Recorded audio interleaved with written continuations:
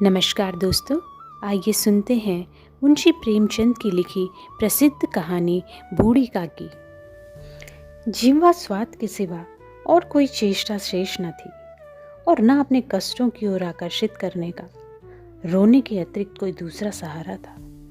समस्त इंद्रियां, नेत्र, हाथ और पैर जवाब दे चुके थे। पृथ्वी पर पड़ी रहती और घर वाले कोई बात उनकी इच्छा के प्रतिकूल करते। भोजन का समय टल जाता या उसका परिमाण पूर्ण ना होता अथवा बाजार से कोई वस्तु आती और ना मिलती तो ये रोने लगती थी। इनका रोना सिसकना साधारण रोना ना था, वे गला फाड़ फाड़ कर रोती थी। उनके पतिदेव को स्वर्ग सिधारे कालांतर हो चुका था। बेटे तरुण हो कर चल बसे थे। अब एक भतीजे के अलावा कोई न था। उसी भतीजे के नाम उन्होंने अपनी सारी संपत्ति लिख दी थी। भतीजे ने सारी संपत्ति लिखाते समय खूब लंबे चौड़े वादे किए, किंतु वे सब वादे केवल कुली डिब्बों के दलालों के दिखाए हुए सब्ज बाग थे। यद्यपि उस संपत्ति की वार्षिक आय 150-200 रुपये से कम न थी, तथापि बूढ़ी काकी को पेट भर भोजन भी कठिनाई से मिलता था।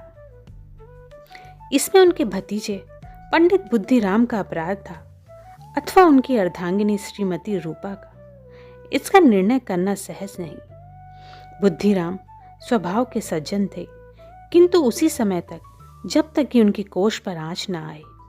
रूपा स्वभाव से तीव्र थी सही, पर ईश्वर से डरती थी।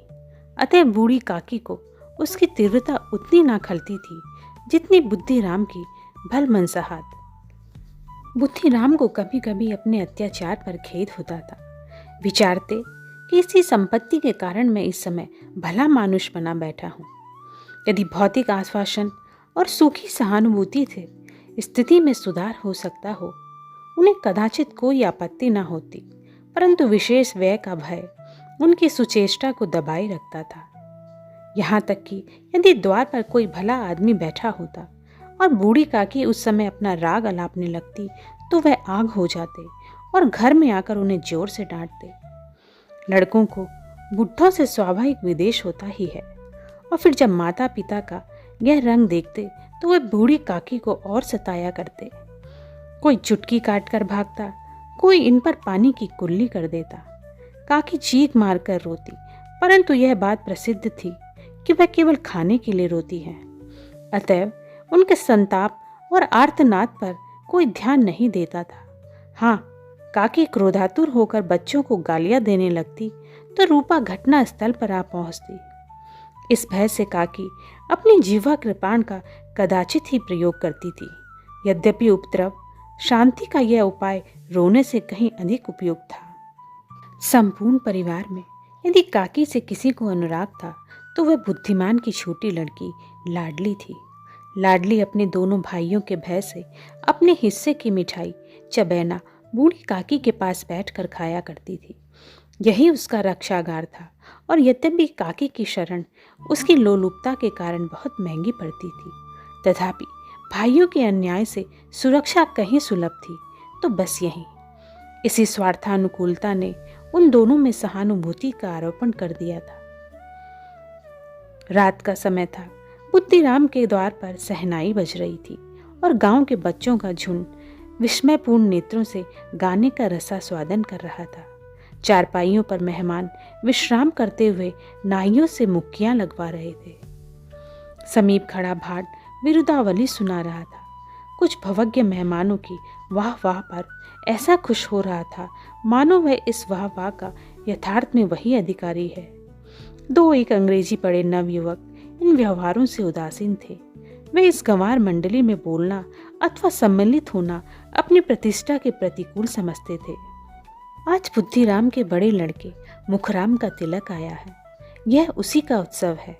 घर के भीतर स्त्रियां गा रही थी और रूपा मेहमानों के लिए भोजन में व्यस्त थी। भट्टियों पर कड़ा चढ़ रहे थे। एक में पूड़ियाँ कचौड़ियाँ निकल रही थी, दूसरे में अन्य पकवान बनते थे।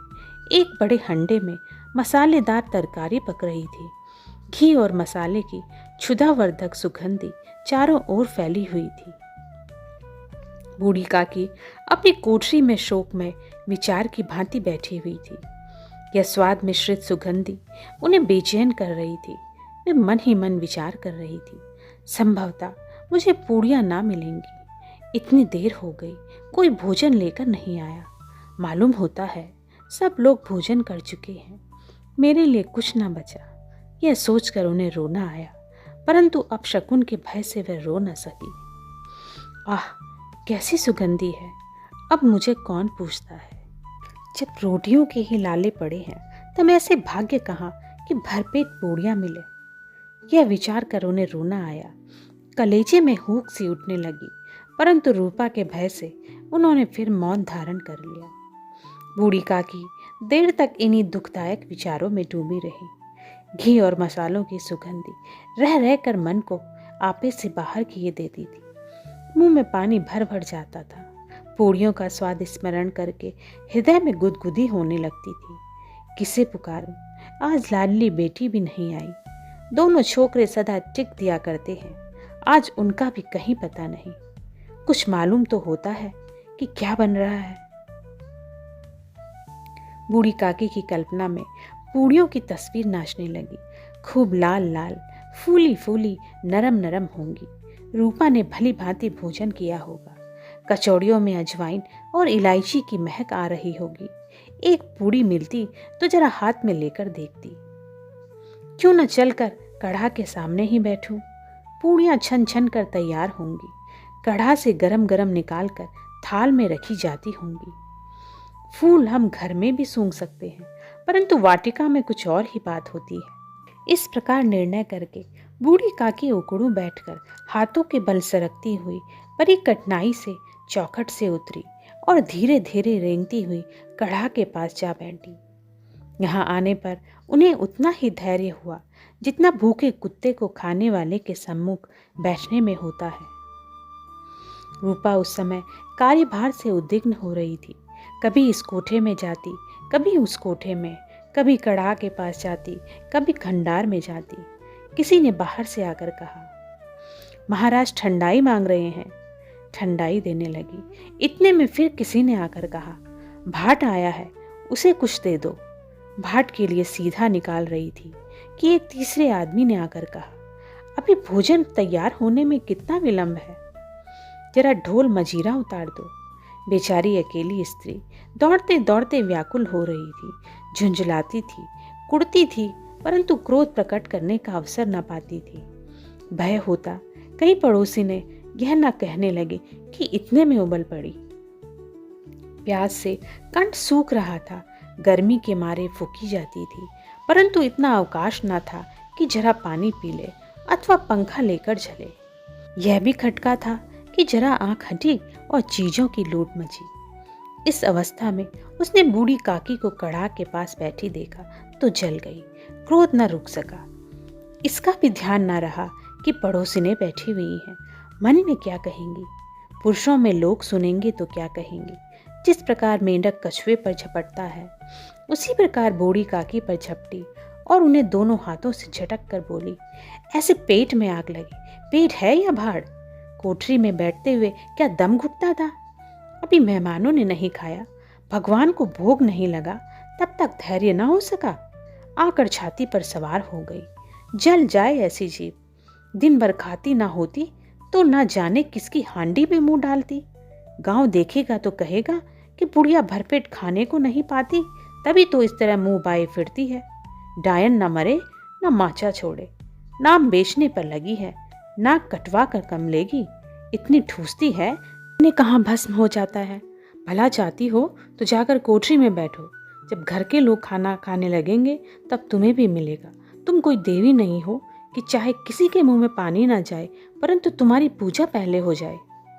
बूढ़ी काकी ने सिर उठाया, न रोई न कुछ बोली, चुपचाप रेंगती हुई अपनी कोठरी में चली गई। आवाज ऐसी कठोर थी कि हृदय और मस्तिष्क की संपूर्ण शक्तियां, संपूर्ण विचार और संपूर्ण भार उसी ओर आकर्षित हो गए थे। नदी में जब कगार का कोई वृहद खंड कटकर गिरता है तो आसपास का जल समूह चारों ओर से उसी स्थान को पूरा करने के लिए दौड़ता है। भोजन तैयार हो गया। आंगन में पत्तलें पड़ गई। मेहमान खाने लगे। स्त्रियों ने जेवनार गीत गाना आरंभ कर दिया। मेहमानों के नाई और सेवक गण भी उसी मंडली के साथ किंतु कुछ हटकर भोजन करने बैठे थे। परंतु सभ्यता अनुसार जब तक सब के सब खा न चुके कोई उठ नहीं सकता था। दो एक मेहमान जो कुछ पढ़े लिखे थे सेवकों के दीर्घाहार पर झुंझला रहे थे। वे इस बंधन को व्यर्थ और बेकार की बात समझते थे। बूढ़ी काकी अपनी कोठरी में जाकर पश्चाताप कर रही थी कि मैं कहाँ से कहाँ आ गई। उन्हें रूपा पर क्रोध नहीं था, अपनी जल्दबाजी पर दुख था। सच ही तो है, जब तक मेहमान लोग भोजन न कर चुकेंगे घर वाले कैसे खाएंगे। मुझसे इतनी देर भी न रहा गया। सबके सामने पानी उतर गया। अब जब तक कोई बुलाने नहीं आएगा ना जाऊंगी। मन ही मन इस प्रकार का विचार कर वह बुलाने की प्रतीक्षा करने लगी। परंतु घी की रुचिकर सुवास बड़ी धैर्य परीक्षक प्रतीत हो रही थी। उन्हें एक एक पल एक एक युग के समान मालूम होता था। अब पत्तल बिछ गई होगी, अब मेहमान आ गए होंगे, लोग हाथ पैर धो रहे हैं, नाई पानी दे रहा है। मालूम होता है लोग खाने बैठ गए, जेवनार गीत गाया जा रहा है। यह विचार कर वह मन को बहलाने के लिए लेट गई। धीरे धीरे एक गीत गुनगुनाने लगी। उन्हें मालूम हुआ कि मुझे गाते देर हो गई। क्या इतनी देर तक लोग भोजन कर ही रहे होंगे? किसी की आवाज़ सुनाई नहीं देती थी। अवश्य ही लोग खा पी कर चले गए। मुझे कोई बुलाने नहीं आया। रूपा चिढ़ गई है, क्या जाने ना बुलाए। सोचती हूँ आप ही आएगी। वह कोई मेहमान तो नहीं है जो उन्हें बुलाऊं। बूढ़ी काकी चलने को तैयार हुई। यह विश्वास कि 1 मिनट में पूड़ियाँ और मसालेदार तरकारियाँ सामने आएंगी उनके स्वादेंद्रियों को गुदगुदाने लगी। उन्होंने मन में तरह तरह के मंसूबे बांधे। पहले तरकारी से पूड़ी खाऊंगी, फिर दही और शक्कर से। कचौरियाँ रायते के साथ मज़ेदार मालूम होंगी। चाहे कोई बुरा माने चाहे भला, मैं तो मांग मांग कर खाऊंगी। यही ना कि लोग कहेंगे कि इन्हें विचार नहीं। कहाँ करे, इतने दिन के बाद पूड़ियाँ मिल रही हैं तो मुंह जूठा करके थोड़े ही उठ जाऊंगी। वह उकड़ू कर बैठकर सरकती हुई आंगन में आई। परंतु हाय दुर्भाग्य, अभिलाषा ने अपने पुराने स्वभाव के अनुसार समय की मिथ्या कल्पना की थी। मेहमान मंडली अभी भी बैठी हुई थी। कोई खाकर उंगलियां चाटता था, कोई तिरछे नेत्रों से देखता था कि और लोग खा रहे हैं या नहीं। कोई इस चिंता में था कि पत्तल पर पूड़ियाँ छूटी जाती हैं, किसी तरह इन्हें भीतर रख लेता। कोई दही खाकर चटकारता था, परंतु दूसरा दोना मांगते संकोच करता था।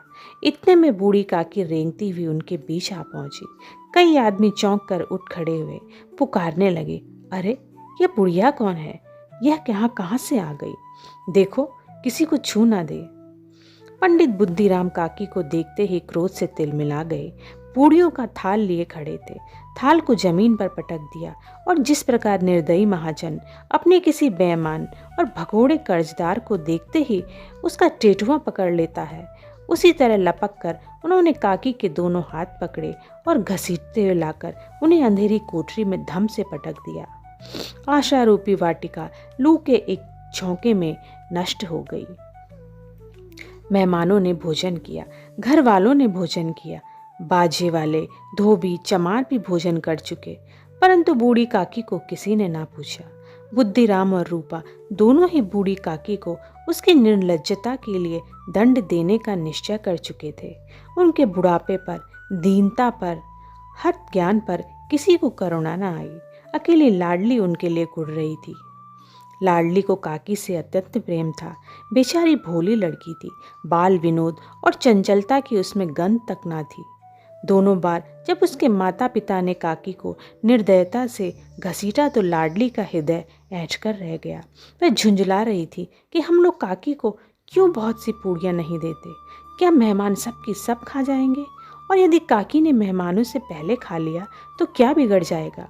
वह काकी के पास जाकर उन्हें धैर्य देना चाहती थी, परंतु माता के भय से ना जाती थी।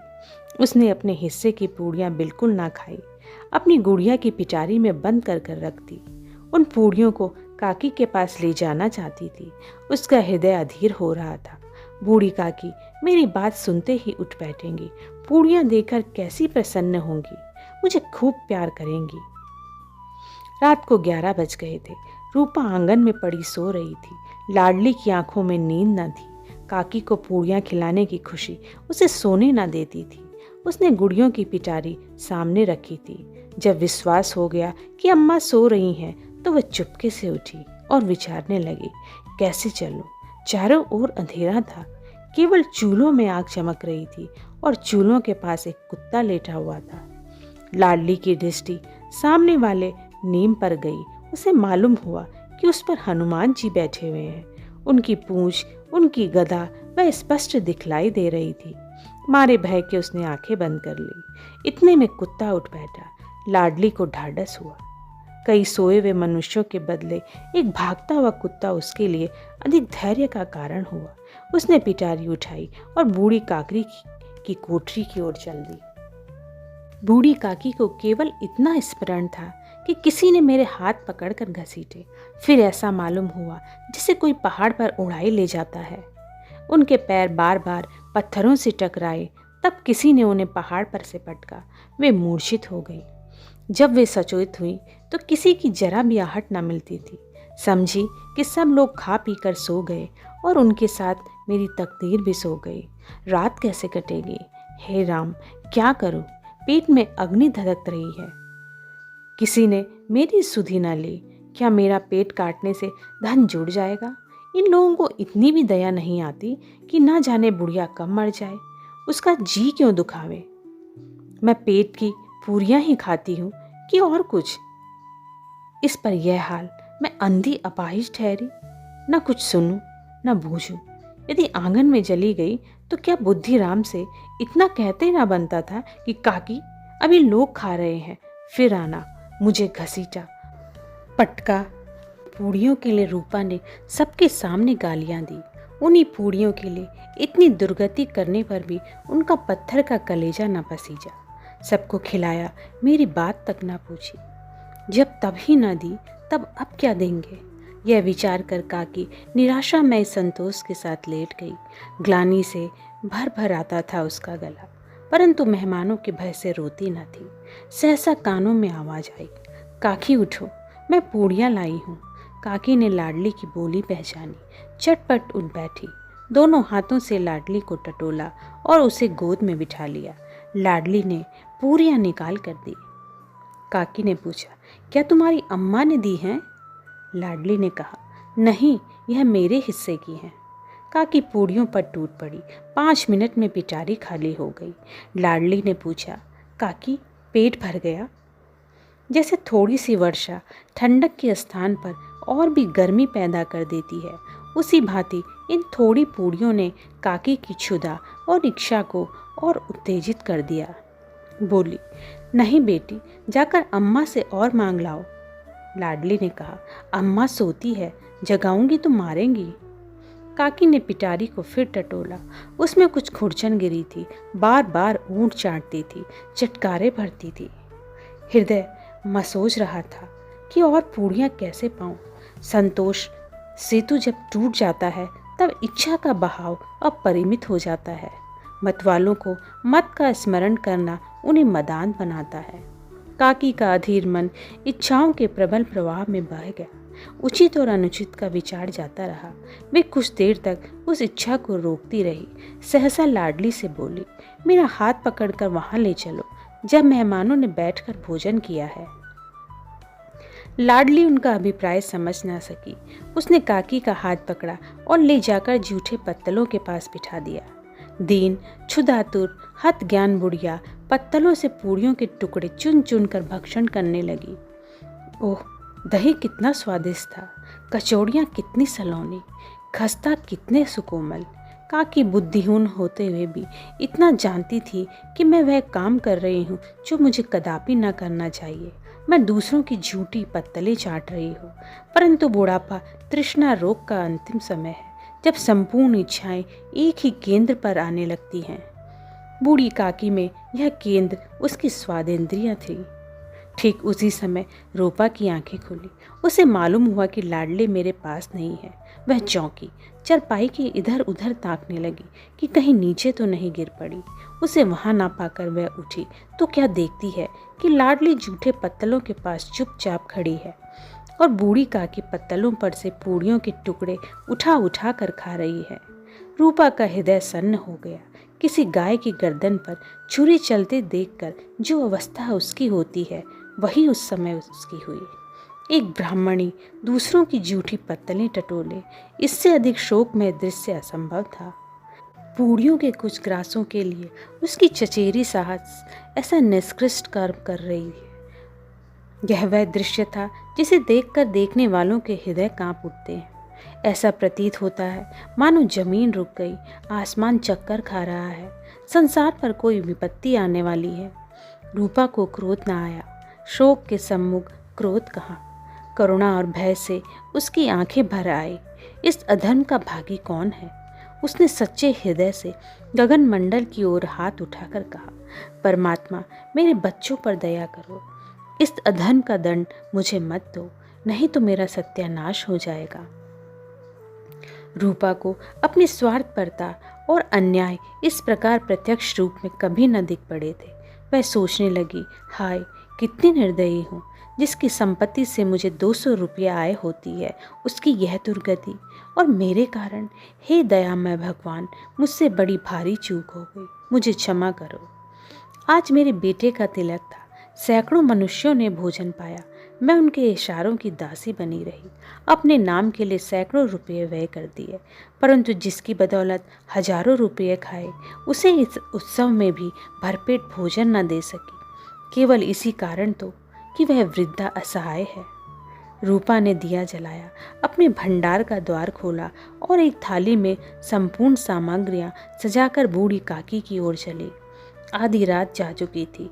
आकाश पर तारों के थाल सजे हुए थे और उन पर बैठे हुए देवगण स्वर्गीय पदार्थ सजा रहे थे, परंतु उसमें किसी को वह परमानंद प्राप्त न हो सकता था जो बूढ़ी काकी को अपने सम्मुख थाल देखकर प्राप्त हुआ। रूपा ने कंठारुद्ध स्वर में कहा, काकी उठो, भोजन कर लो, मुझसे आज बड़ी भूल हो गई, उसका बुरा न मानना, परमात्मा से प्रार्थना कर दो कि वह मेरा अपराध क्षमा कर दे। भोले भाले बच्चों की भांति जो मिठाइयाँ पाकर मार और तिरस्कार सब भूल जाता है, बूढ़ी काकी वैसे ही सब भुलाकर बैठी हुई खाना खा रही थी। उनके एक एक रोए से सच्ची सदिच्छाएं निकल रही थी और रूपा बैठी स्वर्गीय दृश्य का आनंद लेने में मग्न थी।